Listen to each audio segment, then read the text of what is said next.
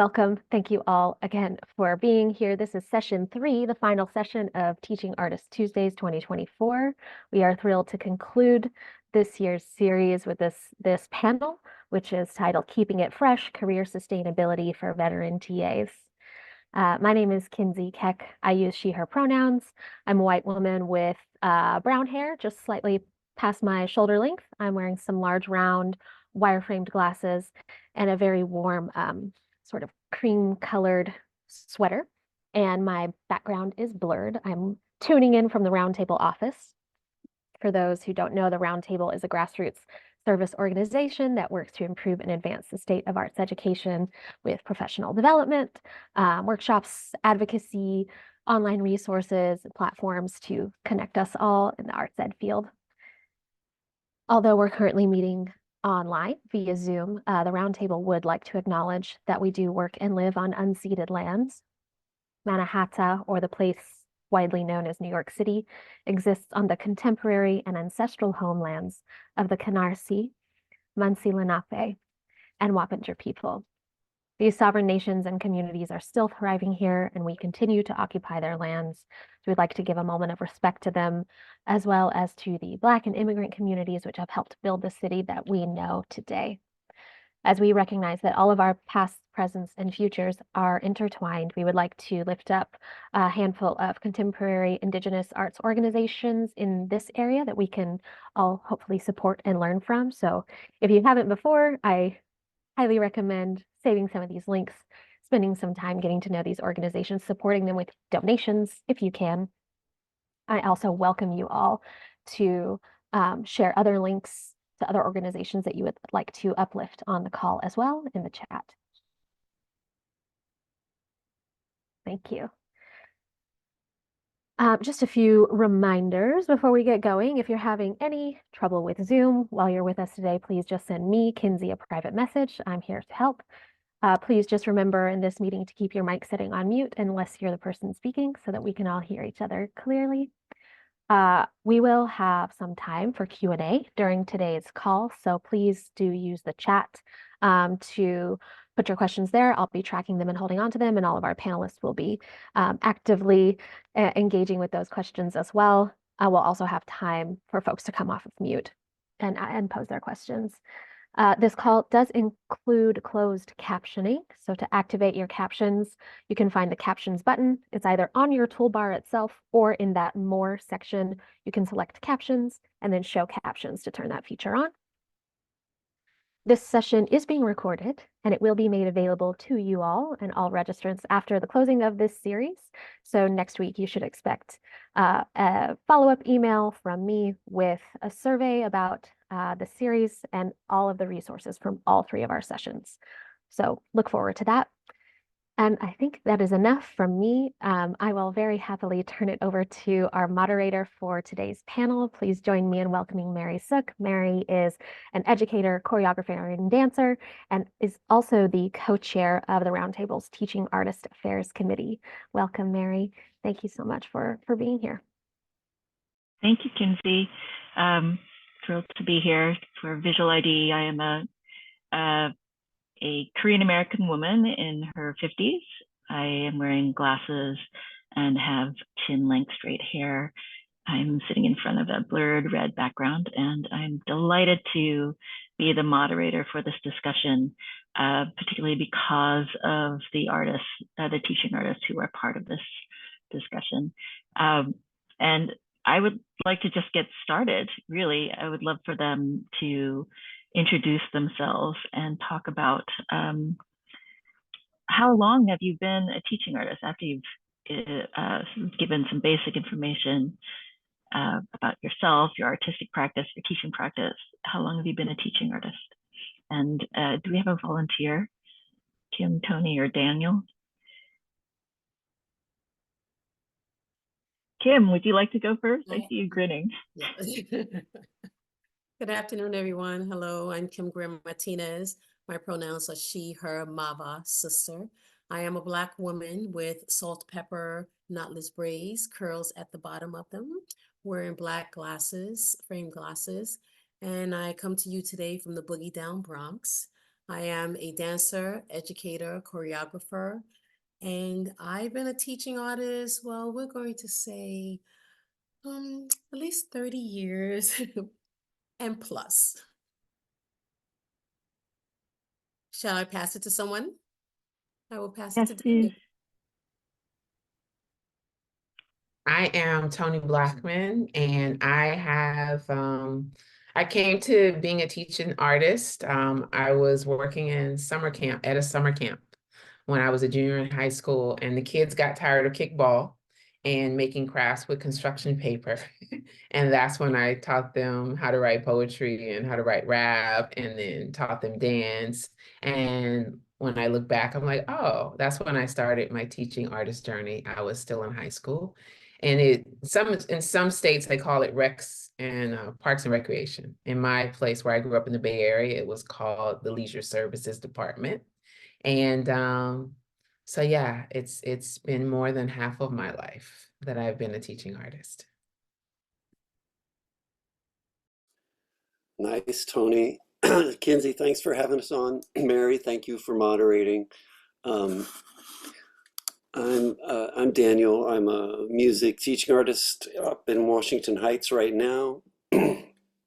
30 plus years, 30 plus years of city schools and correctional facilities and all kinds of places. Yeah. Mary, did you want us to say more than that, or the number of years, or did you want more than that? No, I think that's fine. We'll start there. Okay. And if anyone's curious, you can find everybody's bios at the Arts and Education Roundtable website. And please do check them out because they're all being very modest about their accomplishments. Yes, you should definitely read a little bit more about each of them if you don't know them already. So let's get started.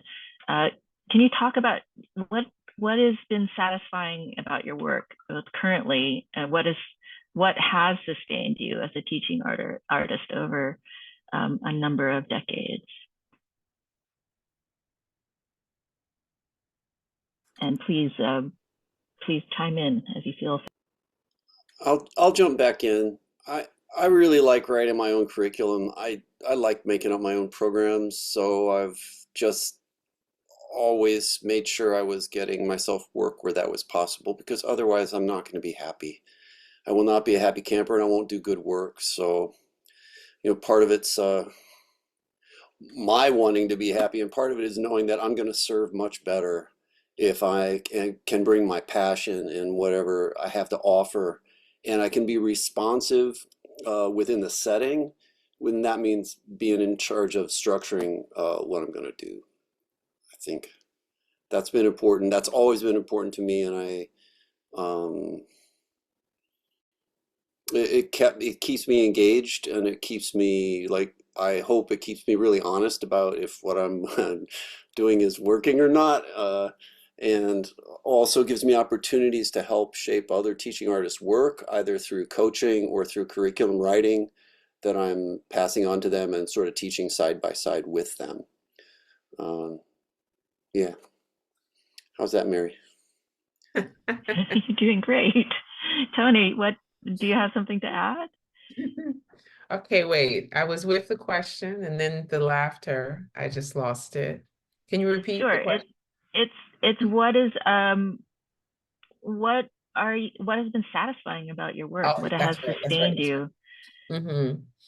Well, for me, the most satisfying thing is being able to create with the sessions. Like when I teach, I'm also performing and I'm also vibing. And I really love that aspect when I do my circles, my song circles and the cipher workshop. When I get to create at the same time. I do a lot of improvisational work. So even in teaching through instructions, I'm doing demonstration and I get to do, and so part of it is very selfish.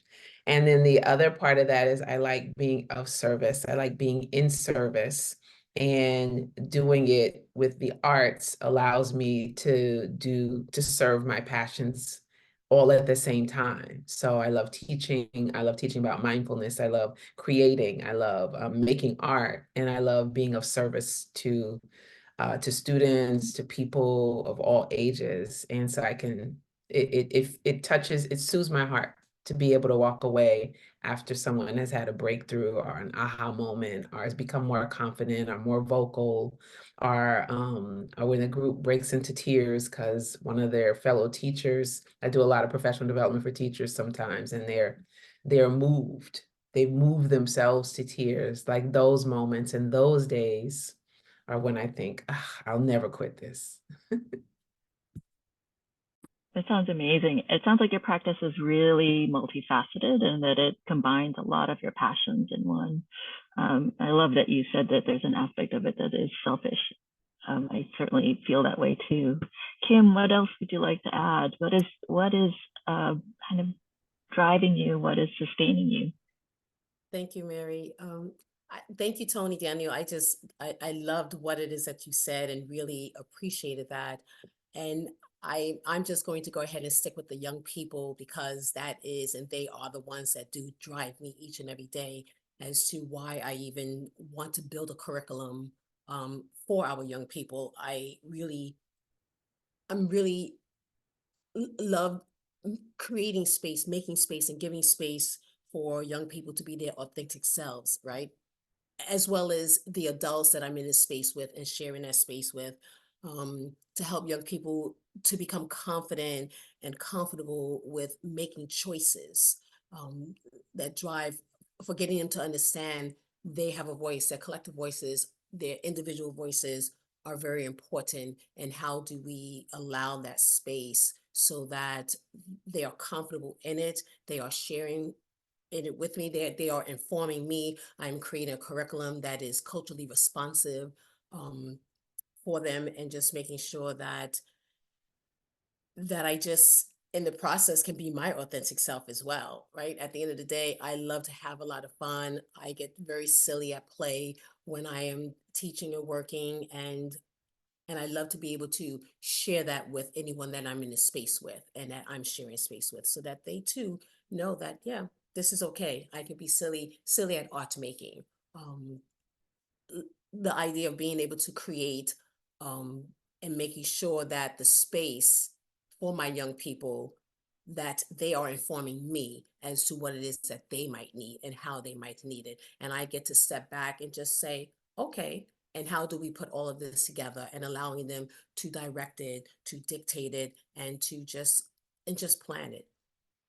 So just, yeah, that's the drive that keeps me going. It's beautiful.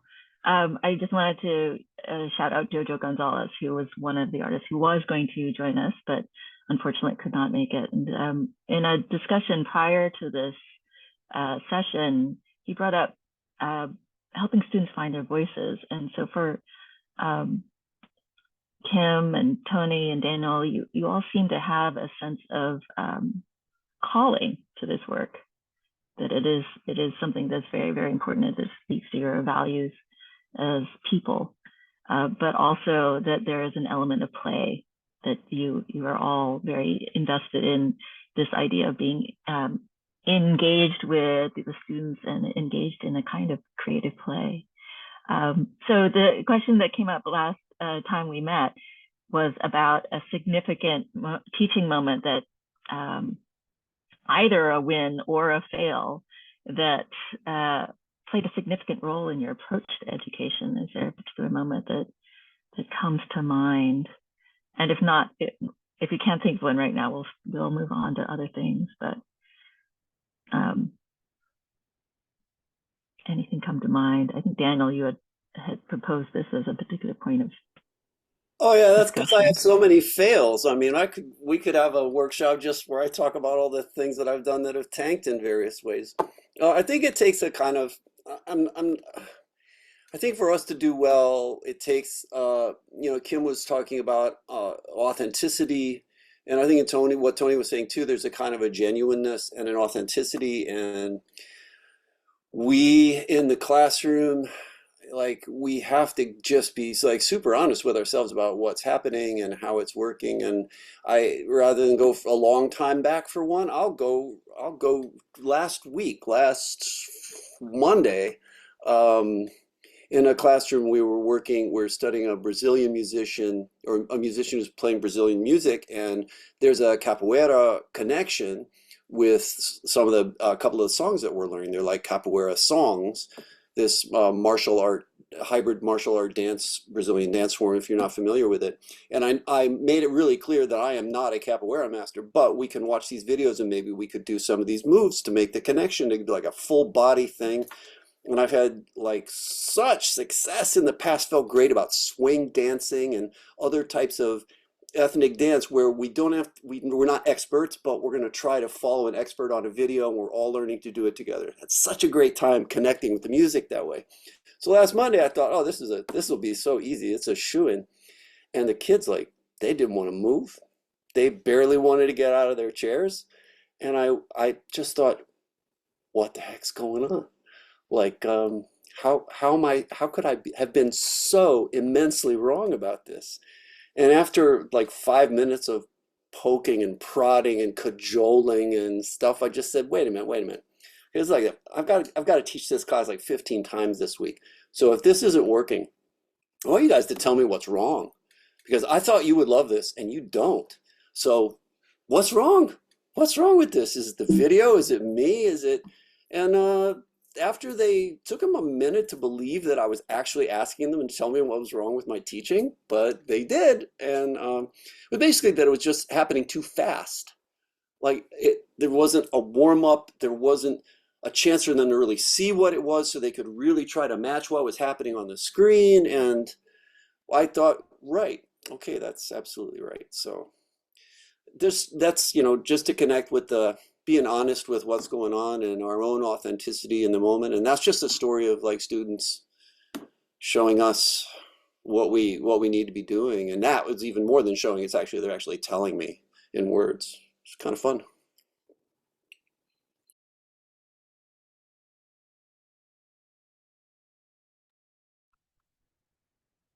I love that. I'll share very briefly that one of the best lessons that I received was from a first grader. We were getting ready for a final presentation, and I had become sort of the hybrid of dance mom and director. And so, it wasn't going well. It was not going well. And one of the students raised her hand and said, so you've been telling them to do it. You've been talking to them in a particular, in this way, and it's not working. Maybe you should try talking to them differently. I think my jaw hit the floor. And I have remembered that piece of advice. It's like, oh, so if something's not working, I think, Daniel, you're sort of turning to your students for insight into what's happening and some immediate feedback. And to have the humility to do that in the moment is, I think, a skill that takes time to develop. So I'd like to open it up to sort of thinking about, when did you develop the skill to be responsive? I think that's a very, very important skill to have as a teaching artist, and when and how and who supported that development. I'd like to open up that question, but also just keep the question, if it comes to mind, of a particular moment of a win or a fail that may have influenced your teaching practice. Well, I think my teaching practice was shaped from a very young age. You let my first cousins and my younger brother tell it that they said I was bossy, when really I just had great leadership skills. And I had a very natural desire to want to create order, to want to stand for justice. My first poems I wrote at 7 years old, and my aunt, who was an English teacher, published them. And they were about the garbage men strike and how they were going to feed their children if they didn't have money, because adults didn't want to have those conversations with me. And so it shaped from there, and me remembering being unheard, being unacknowledged, not being seen, and not having my brilliance and my insights and my intellect recognized and respected. And it gave me, I grew as an older kid and into teenagers and colleges. I respect the minds of 8-year-olds very much. And like, first grader can put you up on game and call you out and put you in check with their just natural wisdom about right and wrong, about what's just and unjust. And so I started directing and choreographing when I was 9. And I think it was shaped by, I had teachers in high school and counselors who believed in me more than I believed in myself, and just got a kick out of my audacity and my creativity when I directed rallies and shows and motivational events and a campaign to increase the test scores in our high school. They let me run with it. And I wish I had business sense, because they really should have gave me a cut, because I got $1 million for our school. But they gave us a senior prom on a yacht, and that was the win. I didn't have the business hustle that I have now, that I've developed through years of teaching artistry. But yeah, I think it was shaped by teachers and who became mentors. It was shaped by my professors who became mentors. My writing professor, well, my poetry mentor in Washington, D.C., Ethelbert Miller. I remember him talking about the importance of reading other poets' work, reading the work of others, and the importance of teaching workshops and facilitating workshops. So even in whether it was rap or poetry, I was taught to teach. That, like, part of being an artist, like, it's not separate. It's not separate. And that was part of my programming that I got from my mentors. It also sounds like you were encouraged to learn, or you said reading other people's work. Yeah, I will touch more on that a little bit more, but it's like Kim that you had unmuted. No, I was just just thinking back. I mean, you have to, like, there's so many memories. And I as I was coming up as a dancer and then into a teaching artist, I mean, I didn't have a mentor initially, but I do think that mentors are extremely important, and it's something that I speak to a lot of TAs about, young dancers, artists, that it is important to get a mentor and seek out a mentor if someone does not seek you out. And for all of the reasons in which, like Tony just described, of how we're able to navigate our own learning and in the process. But I think that, to Daniel's take about what a win is and a loss in terms of teaching, I, there are moments where you walk into a space and something is not working or something does not work, right? And how do you navigate it? But I think at a very early stage of my teaching career, I really tried to always make sure I was eliciting the voices of my young people that I was in this space with, so that they could inform me all along. And I am just figuring out how to plug in what and how they're informing me. I try to walk into the space and let them tell me, as opposed to me saying, this is what this is today, asking questions or probing a reflection in a way that it helps them to share their knowledge, and then come in on the back way and say, okay, well, you have now done this, and now I'm giving you the other aspect of the language to it. But I think what happens, and I had a class the other day where I had young people, and the looks on their faces, I couldn't figure out what was going on either. But I always ask, how are you? So there was something to it. You get the same response. But when I really stepped back and had a different intention in terms of how I was asking how they were and or what they needed, and opening up that space for them to just share what was in their hearts and what was on their mind in that moment. And then we were able to move forward into what the lesson was. But I also try to make sure that I give my students space to teach areas of the lesson within the lesson. whether or not they're going to do the warm-up, right? And that there's a routine that happens, whether or not someone gets to read the reflection and maybe call on their buddies to answer the reflection, whether or not they decide, okay, we're going to now, I'm going to press the buttons on the computer, right? Or press for the music. So there's so many aspects and leadership roles to help them connect in a way to help me connect with them. I try to make sure that it really happens, and just having cultural humility and knowing that that is a process that is an everyday work in progress, right? So yeah, I hope I answered your question. Can I jump in? Absolutely. Can I jump Yes, in on please. talking about space and sort of our responsibility for the space? I think of it, I borrowed from another discipline the word container, so that whatever classroom you're meeting in is a container for teaching and learning, and containers keep certain things out and keep certain things in, and that we are the designers and maintainers of the container. So we think about how we want the container to function before we get there, and then once we're there, we have to be responsive to the things that happen and embody the things we want to have happen in the container. Oh, we have to be able to say it too, but probably more important is just embodying the type of artist or the type of interactive person we want to have in the container, and encourage that in our participants. I think everybody that I've seen whose work I appreciate and respect has a very strong sense of that. I'm not sure what the word is. It's kind of like a mastery of the space, and it's very responsive. Like they're really sensitive to what's going on with time and space and materials and vibe and anything that's going to happen within that space. I think we all feel it's really important. We're all aware of it as educators.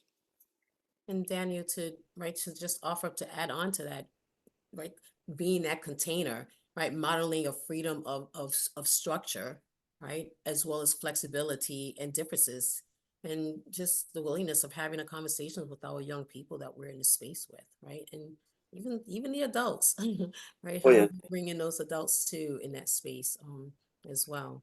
responsibility. I mean, so many things you could talk about. Also, I think, and this refers back to sort of like Mary's first question about what motivates us. I think the joy of when our students take a step or accomplish something, and you just give over and express, wow, I love it that you're doing that, and look at you, and that's kind of celebrating their successes. So especially important with our students that have learning concerns and any kind of disability. They get such a lot of negative feedback and so little praise. I'm always looking for legitimate praise, but it just comes really naturally to me too, because I so enjoy any progress or insight that's happening within my students. I think that's maybe something we all have in common.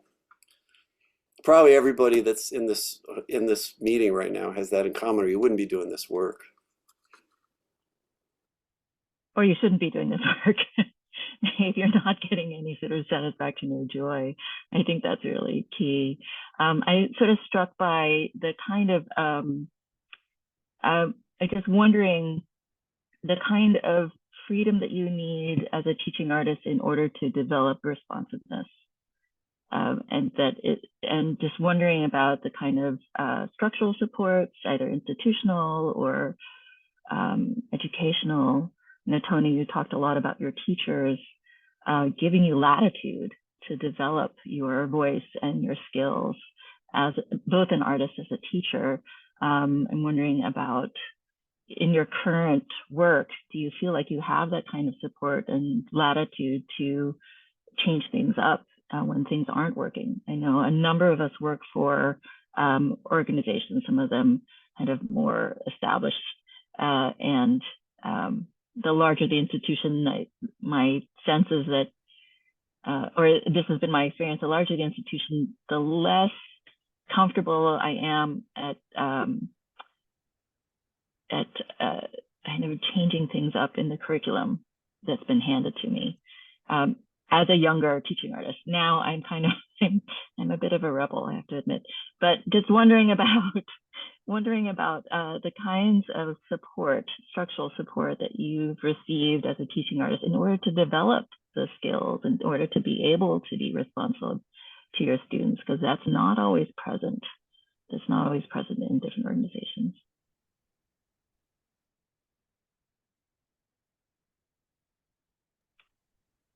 Is it open? I think we are, Napoleon, I think we are sort of holding off on our audience question, but did you have something that you wanted to share? Well, I'm just in a mirror with really all the teaching artists that are speaking, and I've been doing this since about 1999, I think, so when we started doing the whole TA thing. So my experience was that I really had hands-on, and when I didn't have a study guide, I was sort of faking it. Then I realized, no, you got to go in with a study guide. So now I got 3 different projects going, 2 for myself and 1 for I mentioned young audiences, and like I agree with everybody, like coming into that space, really commanding the space for me first, and then letting them know some of the guidelines. But I let them know that I'm there to have fun. Just like you, I want to have fun, but we got to learn along the way. So I think one of the challenges I have with the after school program is it says after school. So there's no teacher there. I really don't know the students, and they come from all over. But I found, like we said earlier, long as you really know yourself, it's really easy to know what young people are going through. And I think the big thing for me was at the end of the class, I gave them a big raha because they learned this rhythm pattern that I was showing them. And then they wanted to come up and hug me. It's like, oh boy, that really touched me then, But I realized, like the other teaching artist was saying, that you just basically know yourself, and by going in with a plan. Yanni never gave me a plan to use. I came up with my own study guide. I think if I had to come with a study guide, it'd be a little trickier, because now I got to learn what they want me to show these young people. But I would still sort of add myself. I wouldn't leave myself out, because if I did that, then I wouldn't be honest to the students or to the company that I'm working with. And I think the blessing is that I was able to survive all these years as a TA. A lot of people can't do a second job. I was blessed. I was able to work. So that's all I had to say. Thank you. Yeah, some of the organizations that I didn't feel free. I've worked with the big organizations, I've worked with national organizations, I've worked with government organizations at every level of government. And the lack of freedom is sometimes what's the most frustrating aspect of the work for me. Right now, I am completely independent, and sometimes my bank account reveals that. However, freedom is a thing, man. It's a thing that creatives need, and I find that too often we are not giving enough of it. And you asked the question, Mary, about, do you ask for the freedom or something? Yes. And immediately in my head, and then you said after that, you said, well, I'm a rebel now. And I was like, okay, maybe that's the word. Because my answer to your question was, I just take it. I take my freedom. I take it. And sometimes you have to take it and put sugar on the spoon and act like that's not what you're doing. And sometimes the administrators are just clueless, and they don't know, and their rules are not knowing. Their rules have nothing to do with wanting to control or be bad. They just don't know, and they want to just pretend like they're in charge and they're knowledgeable. And so it's important to be able to discern who we're dealing with and why they are communicating the way they are. Sometimes I found, particularly with the government projects, and that these are bureaucrats who just want to be cool, and they want to be around the creators, or these are bureaucrats who have this pot of money they want to make sure it's being spent on art and beyond that. And so sometimes, like, I mentor some of my younger artists in my circle, is go to the meeting with the plan and tell them what you're going to do. They want to meet to plan together. But I promise you, if you come to the table with your own plan, 9 times out of 10, they just say, that's great. It shortens the meeting. It minimizes your stress. and things flow. And so and I think what Napoleon said about knowing yourself is important. That means that you have the confidence to ask for what you need and to demand what you need and ask for what you want. And if you do it politely and diplomatically, if they have resources, you will get it. And that's been my experience. But the bigger institutions, they can be Debbie Downers sometimes. And that's the truth.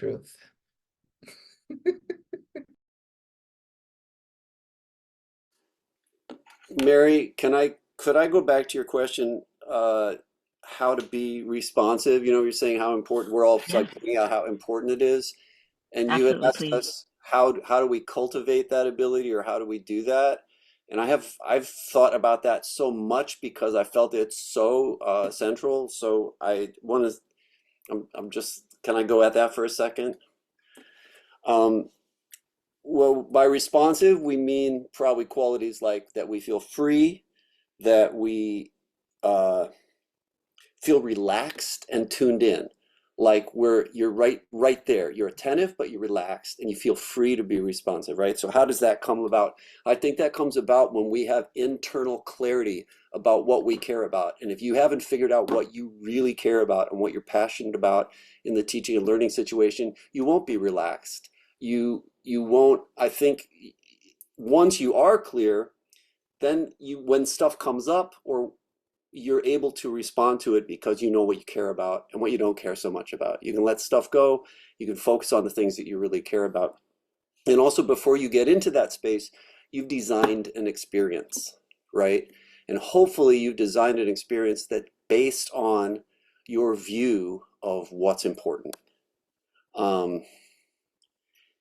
I don't know that the work would be very satisfying if you weren't doing work that you thought was based on things that you thought were important at all levels, meaning sort of from the mechanically, like I think workshop should function in this way, to the spiritual, to the artistic, like all those aspects of what you think matters should be built into the thing that you've designed and the thing that you're trying to run.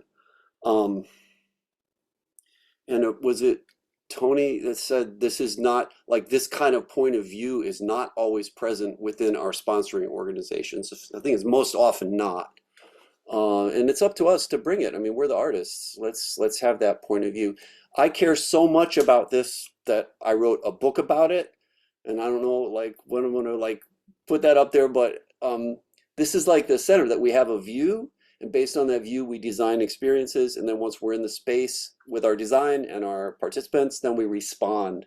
Like, those are the phases of our work. We have a view, then we design, then we respond. And it all kind of feeds each other. But I think that responsiveness is based on like your connection with what you really care about, the clarity of that connection. Sorry, Kim, that was really long. Sorry, Tony. Not at all. Not That's at all. okay. Kim, we haven't heard from you in a It's while. I'd love to get your perspective. It's all good. I was just trying to remember the question, but I just think that I agree, knowing yourself, knowing the shoes that you are walking in, and what really matters to you, why it matters to you. And once you tap into that creatively, spiritually, emotionally, you know whether or not that organization is the organization for you, and if that's the organization you want to represent, and or have represent you, right? Because I think it goes both ways, because it's a relationship there.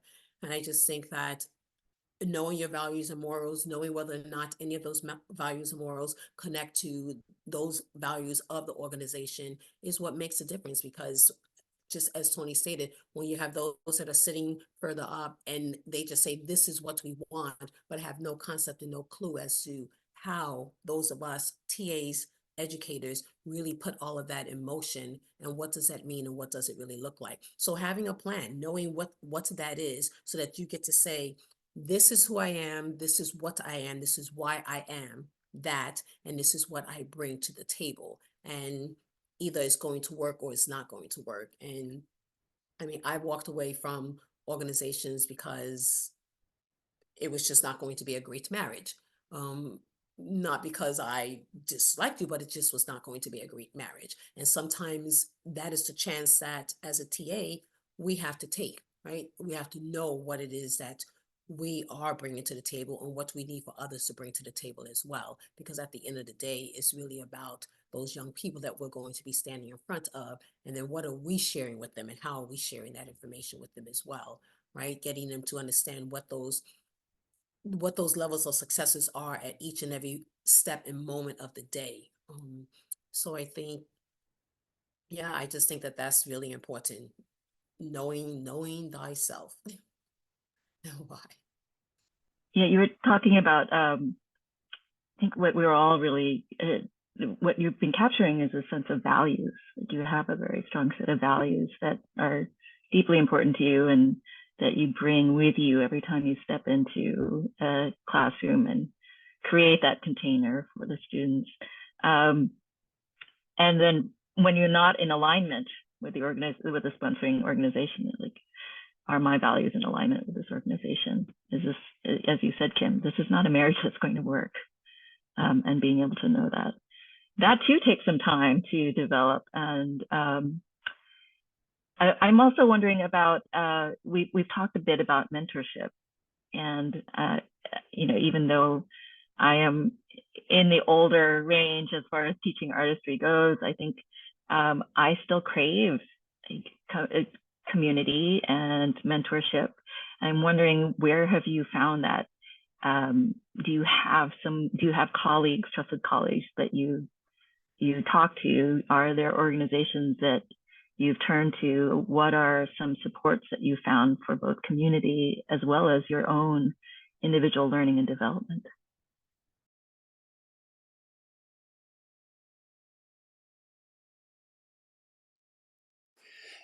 It's really hard to find support materials because organizations, once they develop programs, they shelter them.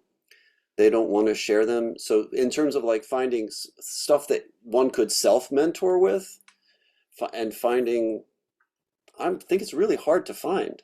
And getting access to curricula and lesson plans and workshops that if you're not in the organization, it's really hard to do. It's really hard to find. Kim, have you Yeah. found community mentorship opportunities for development? I've definitely found a community. I think it's important to select who you want to be in community with, right? Because it's one thing to be a part of a community and another to be in community. And when you are in community, there are the various voices that come into play that you get to really acknowledge, and that gets to acknowledge you. So I think selecting whom you would like to be in community with. I am definitely in community with some of my colleagues, and always having conversations and designing questions around our practices, our teaching artist practices, our being an educator. And yeah, I just know in the earlier days of my career, I did not have, as I said before, a mentor. So I think I it's really an important aspect. I have mentored quite a few people, and I think I know it's valuable. Just as Daniel stated, unless you're working with a particular organization, you cannot get a lesson plan, or you cannot get this information. I feel like there's so many different things that I had to design on my own, not knowing whether or not, okay, yes, this is it, or yes, this is going to work, but just really continuously stepping into it and trying to be very clear with myself and just moving it forward, then knowing at the end of the day, like, okay, that did work. So now you're going to hold on to this. Maybe you're going to put this in the pocket. Maybe you're going to utilize this, and then just really start pulling from every aspect of what it is of the experiences that I've had and that that you get. But I would also like to say that there is a resource out now for teaching artists that has been developed, titled Give. And it was resources that came from teaching artists for teaching artists is what the design was for. But as per my understanding, it is now have gone beyond that, and educators are using it as well, but it was also designed with teaching artists, with educators, and some parents, and a number of other organizations. So we now have that, where we probably did not, where we didn't have that even just probably 6 years ago, I think. Oh, I think for me, a lot of inspiration, a lot of motivation and mentorship and education that comes from, I have a lot of peers, fellow artists that I talk through things with. I have friends that are classroom teachers, who've been very helpful, especially the ones who do teacher training. I have a few of those in my life. And then I think I've been very fortunate in that I have a mentor who pushed me into this as a profession. When I left my corporate job, I lasted in for 1 year and was waiting tables. She saw me at a poetry reading at Borders Books and said, "Hey." And she knew my writing mentor, and her name is Deborah Minkart, and she's founder of Teaching for Change in Washington, D.C. And it's a progressive teaching organization that supports teachers and educators to be able to teach things about feminism, about go-go music in DC, about rethinking the civil rights movement. Very, considered radical. Not radical to me, but radical to folks. A lot of the books they sell have been banned in the past 5 years. But she is still in my life.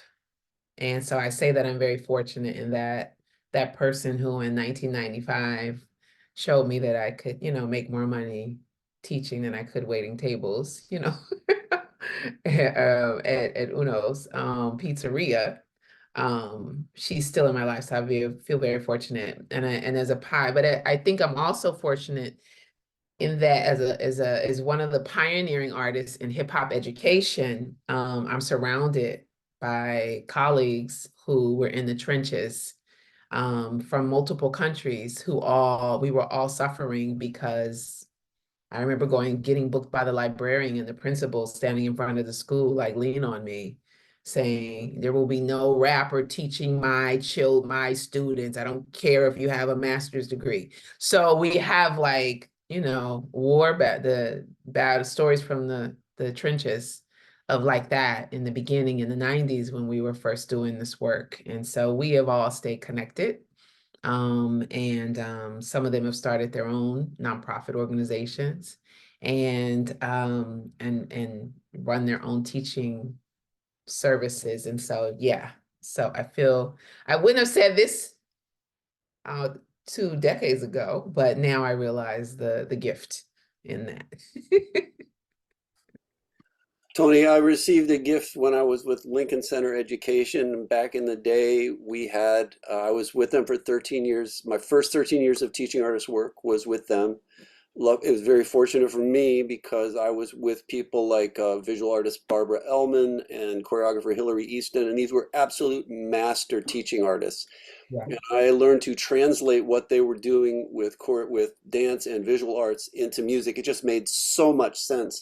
In the last 7 years of the 13 years I was with them, we had a teaching artist collaborative where we met once a month for a whole day and did demonstration lessons in front of each other and just took everything apart, like completely took it apart into pieces and helped each other and coached each other. And wow, what an experience to go through with these incredibly smart people. And it just changed everything that I did and made me feel more and more empowered and independent and sure of myself, really. But like you too, it's classroom teachers that I take a lot from classroom teachers. I used to take people out to lunch, like, how did you do that? Why did you do that? How does that work? Um, yeah, some great ones. Yeah, it's so funny you say that. It reminds me of that Deborah Minkart's bestie back in the day was Linda Treadway, who was director of the teaching education at George Washington University. I was living in DC, and Linda had her graduate class come to some of my workshops in the beginning.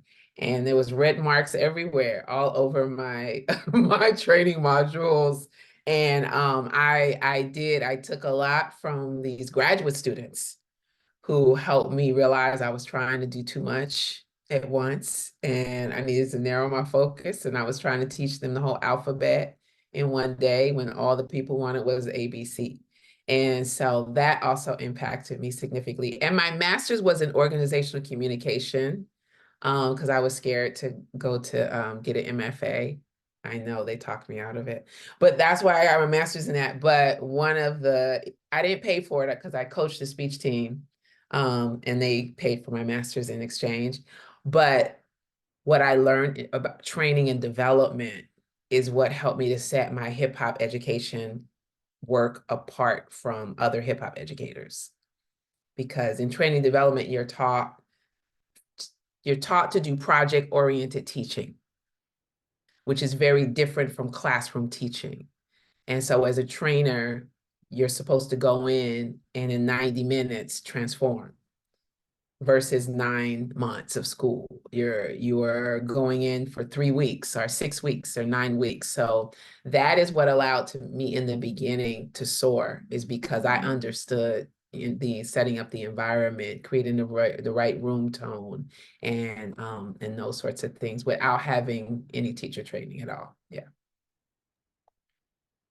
So what I'm noticing is that in addition to being really deep specialists in your particular discipline, there is also a kind of an ongoing natural curiosity and hunger for other sources of knowledge. And so you're generalists too, as teachers. It's like you're drawing from different places. You're drawing from a management course. You're drawing from teaching artists in other disciplines that you are drawing from your students, that you're not only thinking about it from a narrow perspective, but from a very broad one.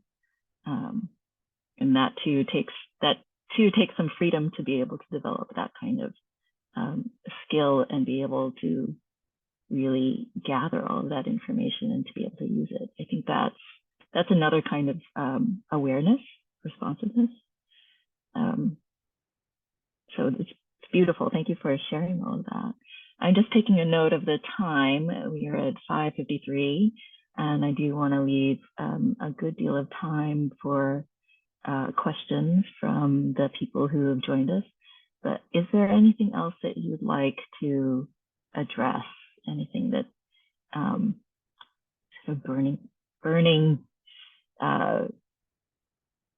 thoughts or statements or questions that you have, Daniel, Kim, or Tony?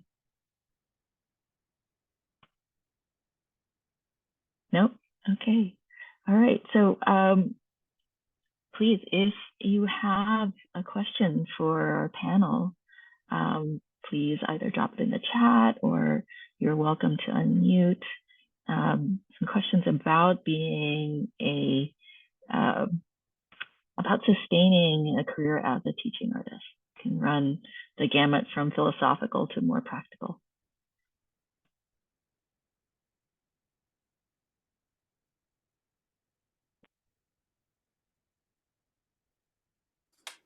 Mary, you had talked about, we were talking about things, or maybe Kim had mentioned things that we say no to, knowing when to say no. Yes, To absolutely. something that wouldn't be a good fit. Maybe just to offer one example, I've been doing projects, a long-term project at Sing Sing Correctional Facility, and then was with another group wanted me to go into Rikers, and I had been into Rikers to do workshops, but this was going to be very short, and it was a one-off, and I felt like I don't think I can't build any kind of community in 2 hours. I don't think I can get a functional space going in a place like this in 2 hours, and I resisted it, but in the end I was like, oh, these guys, they're starving out there. Let's try to do something. And I think everybody was unhappy with it. Not that, it didn't do any of the things that I was really hoping it would do, because it wasn't the right time and set of goals in that kind of space. And even the way that they gathered people to participate in it wasn't right. And I afterwards, I just said, I'm not doing that again. I mean, I'm willing to go in, but not like that, not under these conditions, with this time frame, with a group that's chosen this way, because it's not going to work. I've already made these mistakes before. I don't want to keep making them. So being willing, I think Tony said, sometimes you have to like tell, it's hard. It can be hard to tell your organization that doesn't work, and here's why. This other thing would work. Can't we please do that? Um, Sometimes it's just we just got to step up because nobody else is going to do it, and you are your best advocate because you're the most articulate about what it is you do and why and how. But they didn't call me back. Yet. They didn't call you back yet. Let's just put that at the end. Tony. Yeah, that's so true, Daniel. You're making me think of sometimes just the basic understanding of what they wanted me to do, the room setup didn't match. So they wanted me to do what they saw me do at this place a year ago, but then they put me in a sterile room with auditorium, immovable seats with young people and no space on the stage to gather a circle. And there's when I have to do that, there's always a certain amount of suffering that I must now endure. And so knowing what to say no to was really, really important. And there's that space where I have to walk that line. Do I say yes? Do I say no? Do I demand this? And then sometimes what I've done lately is just remind them on the compromises I've already made, and this is one that I won't make. So you're going to have to find another space. And, I'm a mature, seasoned artist now at a big age. So I feel comfortable and confident doing that. I would not have felt confident doing that when I was younger. But my tolerance for pain is less now. And so, yeah, sometimes it is important to know that we can't do that. If you give me this, that's not happening. Well, I think the key is that because everybody knows we're there to serve the participants. So if you can make the case, make it clear to the administrator, this is why, because if we do this, then this is the experience that the participants have. But if we do this, this is what they have. I was working with a school and I kept pushing for this stuff. And in the end, I heard like through a back channel that the principal said she'd never met anybody that would advocate so hard for students.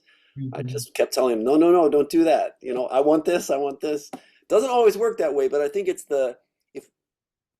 if they want to serve too, and they want us to serve. If we can make the connection, because I want this, because it changes the quality of what the participants experience. Yeah, having people who support you, or who are at the very least willing to listen, right? To hear you out. And I think kind of Kim, going back to like the unhappy marriage, is when you have people who are more interested in exercising their power than actually serving their students or the people that they're trying to reach. So because one of the Kim, things, what else?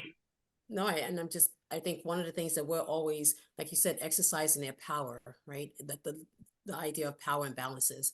And I feel like we spend a lot of time with our young people diminishing that, right? What are the power imbalances in this space and why is that?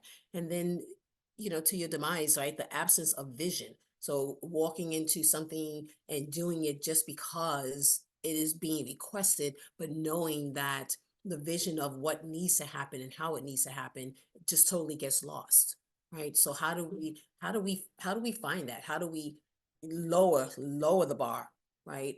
Of the power imbalances there, and to get everyone to understand, okay, this is why we know it could work and how it's going to work, why we are offering it up in this way, the best situation, the best scenario, the best arena. And sometimes we do have to do it so that we get to prove, like, well, we said it wasn't going to work, right? But now and maybe the next time, right? So it's a tug of war, right? And it's a juggle. But I think as TAs, that's what we do. We juggle many, many different things, right? And we wear many different hats, even just as a TA.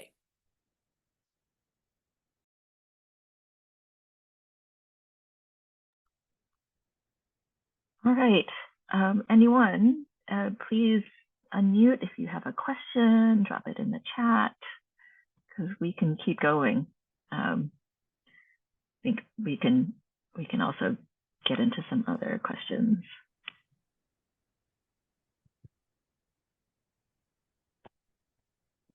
Yes, hi, please. Hi. I may have to yell a little bit because I have my child in the other room. I'm so grateful for this talk, and specifically for veteran TAs. I feel like that took a lot of thought, and I was just like, really, like, prayer answered. So thank you, and definitely the people who introduced themselves were humble, and I just wanted to express that gratitude. My question, I think, has partly been touched on and answered, is, but I think I'm approaching things from a perspective of, I feel like I have more than 15 years working in arts education, facilitating, consulting, program creation. And now I feel like I experienced a burnout where I wasn't doing art. And I feel like I reached this space where I was doing theater, art integration, poetry, but I wasn't doing the art. And so now I want to re-enter the space. Now after my child is 3, I'm ready to kind of come back in the space. And I want to lead with singing and art and the things that are me. So I appreciate that affirmation from you all. And I guess the question comes in, is like not being in the space, not being in the city where I was going to the events, and I always just got referrals. My programs that I would pitch grew organically to this school, to another school, thankfully. So I'm really realizing the power of network, and I'm kind of out of touch with people. I'm kind of like,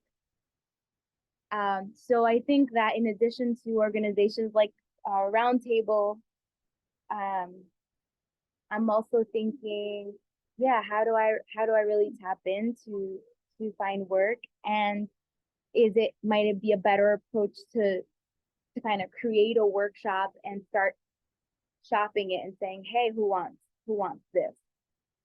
With the focus on as soon as possible to start work. So like, with that the focus right now. Yeah.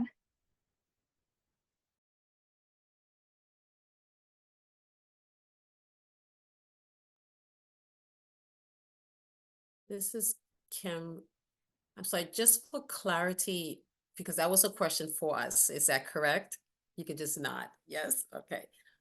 So just for clarity, and thank you for sharing some part of your story. When you said that you want to work or you were missing the art, is it that you as the performer was missing the art and needed it, or because you are facilitating and doing so many other things that within that work you're not getting in the art making? I'm sorry, I just needed a little clarity there. As a performer, like in my life of sharing my work as a theater person or as a singer, I wasn't doing that. I was a teaching artist that was just teaching. So I feel like I had to come back in and regain that sense of art. And I feel like I'm coming back in with art and with spirit. So I'm excited to come back in. I feel like it's a new stage for me. That's what I mean by just sharing a little bit about me, in case that helps. With the question is, like I said, I feel like you all touched on some of it already, but I would love maybe more practical advice on how to get back in to find work, or should I try to pitch, like create a workshop or create a curriculum and try to pitch that to organizations and companies? Sometimes you can pitch directly to a school because the parent organizations have money and they want arts. It depends, like you have to know, do you want to do after school? Are you trying to push into classrooms? Is there an organization that already is in schools that you would fit in well with, that you might want to approach? You know, being, as you get more specific about what you want to do, you could try any of those ways of sort of going at it. I appreciate that, partnering with another org. The reason I guess I hadn't clarified that I would like to be able to do more art and do less administrative work. So that would actually be helpful, because I've done like my own consultancy, my own, my own thing, and then the administrative part can be so much. I'd love to not have to do so much right in this particular season. Yeah, I'm with you. I'm with you, Namibia. I look for organizations that do skills-based work or preparation work where we're going to go to a museum or a concert. And so I know that if I'm going to work with an organization, it has to be with those models. I avoid arts integration work. I don't want to do that. I want art to be way up front. So part of it is knowing like what models you want to work with, and then if because you don't want to do the bootstrap thing of with the adminning and fundraising for your own program, yeah, you're going to want to look for a sponsoring organization or umbrella organization. And that network that you talked about will be important, like just who's doing what for who, and do they like it, and is there some kind of guiding philosophy there that's a good match for you, or even just a vibe, if not a philosophy. Yeah. I think you've already created your own workshop, right? So do you have a proper presentation for it? Do you have your one-pager? Do you have your workshop description? Do you have your media kit? Do you have your 5-slide deck that explains, this is the workshop, this is about me, these are the outcomes if you take this on? The more clarity and intentionality you have before approaching folks, the more clear they can be about whether or not they want to work with you. And so I would not go to anyone with an idea. I would go to them as if it's already done, being done right now, with the same energy and spunk you have in your voice. I would keep that. And I would be clear about my price range from the beginning, from day one. And if you're negotiable because you just need the work, you can say, now this is negotiable. But as a parent and as a teaching artist with 15 years under her belt, here are the rates that I'm looking for. And you can start there. And I do think you can approach schools if you have any vice principals in your network. They're usually easier to reach than the principals.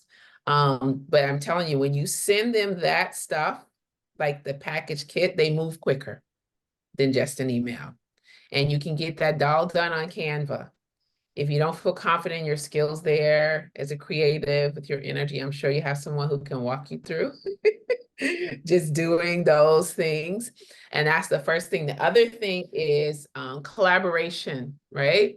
Who could you collaborate on the workshop with? Are there any fellow artists you can collaborate with to create something? Maybe you're going to do a showcase at the library, at the public library, and invite classrooms and schools and after school programs. And then you got a whole bunch of people, almost like a talent showcase, but the talent is you doing your workshop and then you performing in that workshop so you can really wow them and blow them over. And you've already talked about networking. Networking is everything. So that means going through, I was going to say your Rolodex, showing my age. Going through your contact list and just having a little short thing.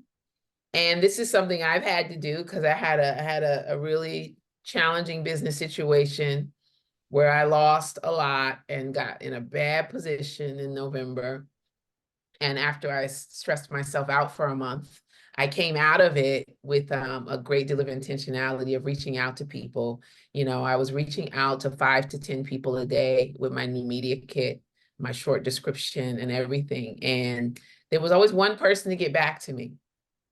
And it wasn't that I made hits out of those contacts, but what it was, my energy and my intentionality created something out there in the world where I started to slowly get inquiries, slowly get a call, slowly get booked. And I think it's available to you. And think about the online platforms too. I'm looking at the list of things that I did. Think about it online. So is there something you can teach online? 5 minutes, 10 minutes, every Tuesday. And then mentioning that you're a teaching artist, your contact info, put a tip jar right next to it, your Cash App and your Venmo, and just the key is be bold. The economy is not pleasant.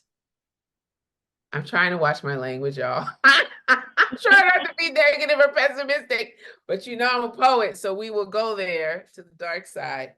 But we have to be proactive. We have to have the right mindset. We have to be bold. We have to be audacious. And you have to put yourself in a position where no doesn't mean anything but no. So if that means I got 10 people every day, Monday through Friday for the next 4 weeks that I'm going to reach out to, commit and follow through. Be in integrity with yourself. Read the 4 agreements. Pull it out if you've read it before. And I'm preaching to myself, so I'm going to be quiet because I've had to convince myself I'm not going to be homeless, and I'm going to convince myself about this new income bracket and that my book is coming out, my music is coming out, and I can still be an artist. I'm committed to remaining as an artist. And I'm saying this as a teaching artist who got approached with a couple of regular jobs that I don't want. I love the work that I do. I'm committed to being an artist, and I'm committed to 2 things I've always done since I was a little girl is teach and perform, teach and write. And I don't intend to stop. So we have to then, do something different. We have to do something different. So.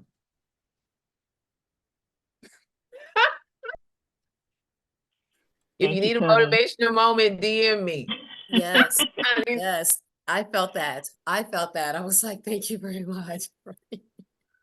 Yes, yes. I don't, there's anything else to add to that. That was just very clear, super clear. And yeah, thank you for that, Tony. Yes. I'd like to offer some support You're for it. audacious. Tony mentioned like know what you're going to charge. So just a quickie, and I hope it doesn't seem wrong to mention my book, but I'm gonna put it in the chat if that's okay. It's called A Teaching Artist Companion. Go ahead, Daniel. Yeah, please. Okay, and then can I share? Oh yeah, share screen. So this is what the book looks like.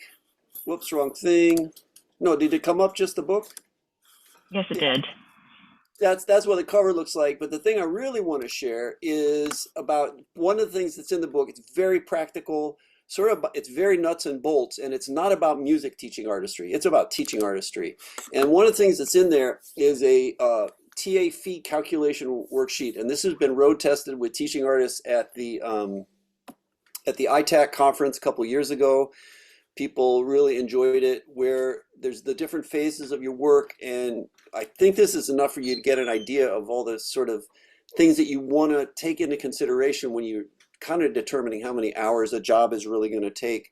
And I have a version that's blank like that, and another version that is filled out, as an example of how you figure out what your planning time is, your teaching time, and your follow-up time when you're bidding a job or trying to outline what's going to happen in a job. And without going too far into it, that's an example of the stuff that's in the book that's just meant to support other teaching artists while we're making these decisions that we have to make all the time. Yeah, that was great, Dan. Great to have that as a tool and a resource. Daniel, maybe we could share that if you have a follow, or Kinsey, if we have a follow-up email, I will happily put the blank one and the filled out one if people want to take a look at that.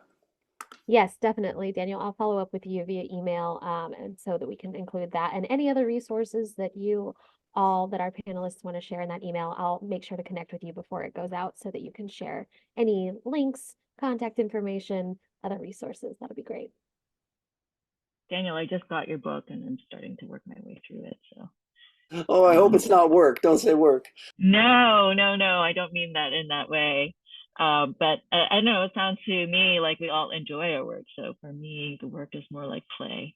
Anyone else have any burning questions or curiosities or comments, please? We have about 13 minutes, Kinsey. You know, Namibia had mentioned like kind of getting disconnected from her art making, and just I think all of us, I want to jump in that I'm sorry, did I interrupt somebody? Were you calling on somebody? No, just want to say, yeah, please don't stop doing that. It's so vital to like who you are when you walk into the room. I don't think I think teaching artists take for granted too often how different they are from the people that generally walk into a teaching and learning space, and how important that difference is in terms of the ways that we listen to our participants, and the kinds of invitations that we create, and the qualities that we embody in that space and what we're inviting. It's really unusual. I think it's really of value to students and participants. So and part of that is our really vital connection to our own art making. It's not that we need to show our work even, or that we need to like show off. I really resist doing that, but that this is like this is how an artist is. This is how an artist is in a space, and you be that thing. I think that's harder to do if you're not, you know, actively like keep after your craft, and you're exploring in all those ways that we explore, you know, technically, spiritually, in our making and doing, that we're bringing that energy into the classroom. So just encouragement to like keep going, find a way to keep doing that. I think too, it can shift, right? It may not look like the younger version of yourself. I think one of the gifts I've received, one of the bits of wisdom that I realize is that I've stopped competing with the younger version of myself. It was like kind of a losing game anyway. That I found that I can still find moments of discovery and joy as a dancer, and allowing myself to also find a beginner's mind. So I stopped performing some time ago, around the same time that I started being a teaching artist, because being a teaching artist in many ways fulfilled that need for me as a performer, and that I loved process so much. I loved being in process with young people. And then recently I've been finding like, I actually really, I have a different desire for being in front of other people as an artist, and have started exploring other forms. And so your artistry may have shifted. It may look different than it did before, and that's okay. I think you can give yourself wide margins of grace and allow yourself to evolve as an artist too. And that, you know, the networking that happens, it just, you know, work begets work, simply because people know who you are and you've been in conversation, and that conversation kind of ripples outward. But yeah, keep going. I wanted to add to that, and that for me, it has come in seasons. Like in being able to discern what season am I in? Am I in a season of performance? Am I in a season of creation? Am I in a season of none of that? And I'm teaching just for sustainability, and figuring out ways to enjoy whatever season that it is that I am in. And then I moved into this season of more directing and managing stage and coaching. And I gotten really comfortable there. And then my students demanded that I perform. Then the artists I mentored say, can you come drop on this track? Miss Tony, can you like give me? And I was like, you want me? And then I started to perform again, and it fed me in a way in which I had not anticipated. And so there I was. And so here I am now auditioning and back on stage. It was not in my plan. I don't know if it'll last long because I really have gotten older and I like my bed, or I at least like the bed I'm in to be a nice bed. And so that changes the game as well. But it's like it's seasonal. It's seasonal in a lot of ways for me. And I do understand the shifts. And I think now, Mary, I'm planning for that shift in 3 years. Right? Because I think that's how much time, that's how much longer I'm gonna last. Because y'all, I told you before we started, I need my supplement schedule, I need my juice, and I like a bedtime, you know?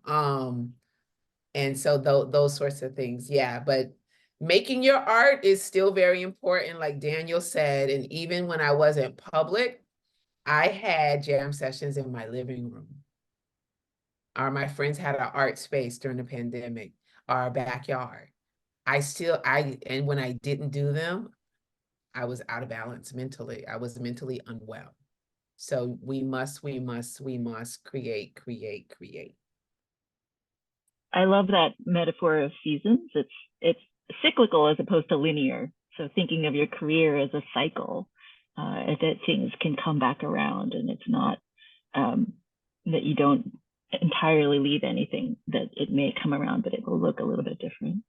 Thank you for sharing that. It's beautiful. I would like to just, excuse me, add one thing to what Tony said. And you mentioned the seasons.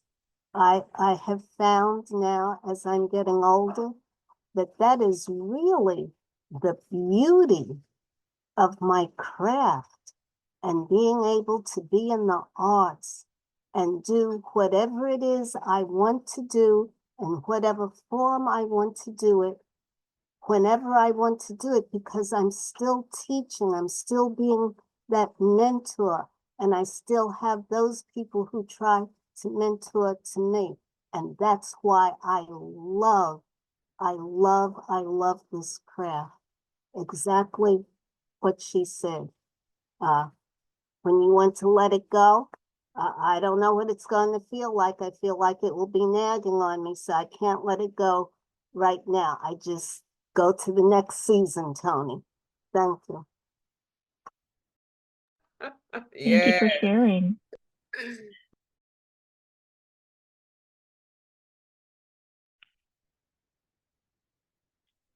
Anyone else? We have a few minutes left.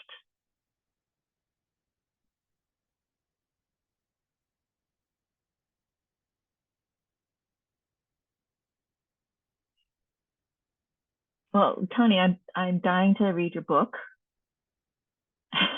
It'll be coming out. I've had a journey with this book. I procrastinated. The first time I wrote it, my apartment got robbed. I was living in Bed-Stuy, and they took everything, computers, jewelry, cameras. I didn't have any backup.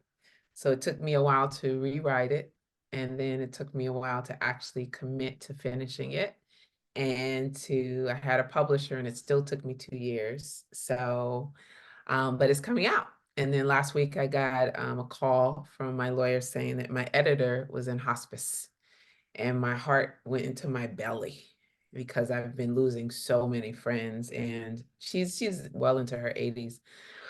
But it was one of those deep breath moments of it's when you're grateful to be an artist, because as an artist, you have your own internal tools to really cope. So I sat and I wrote poetry and I journaled, and I went live and I talked about it. And now it's made me more resigned ever. I've been using death as fuel for life.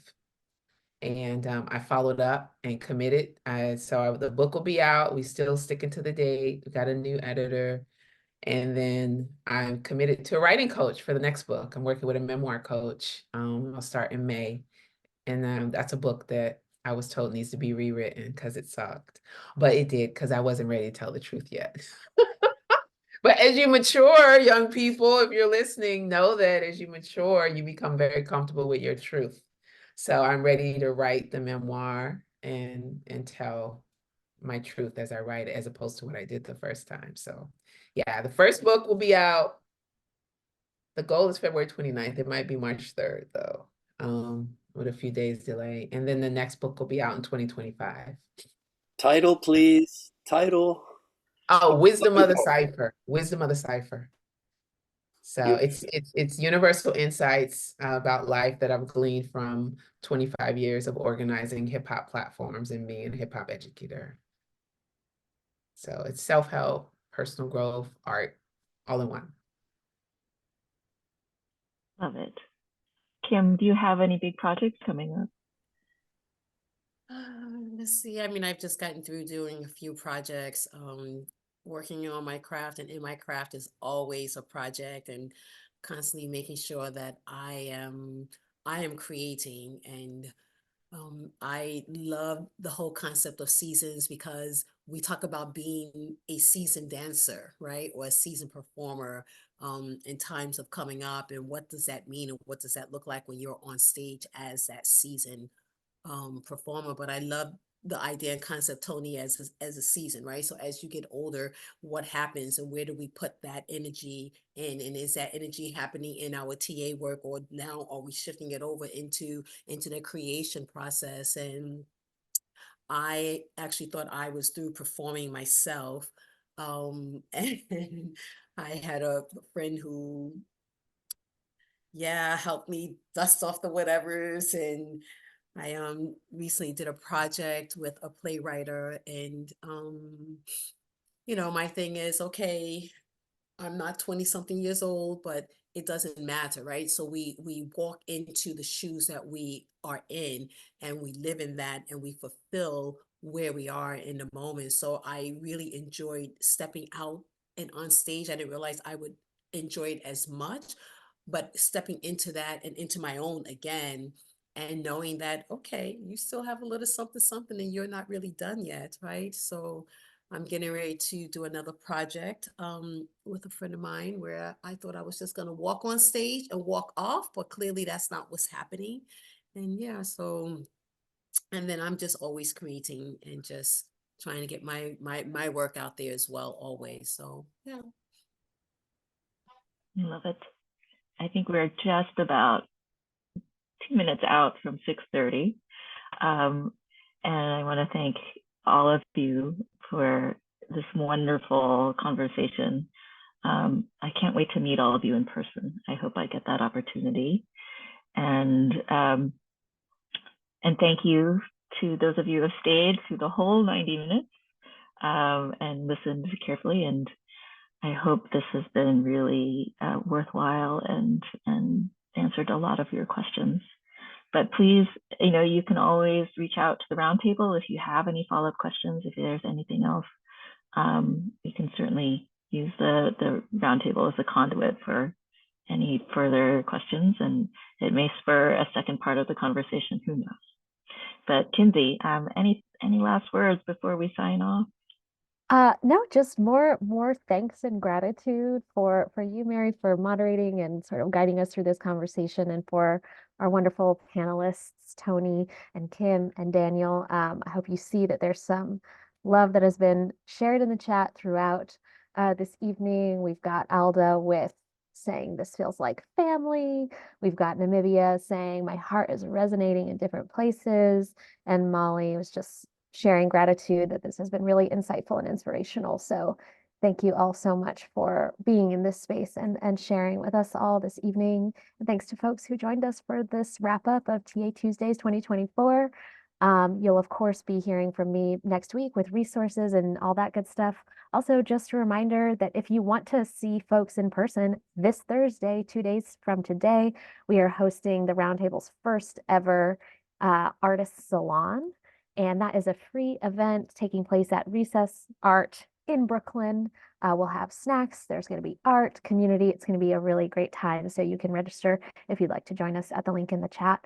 And yeah, until next time, hope you all have a wonderful rest of your evening, and hope to see you all virtually or in the real world soon. Thanks, everyone.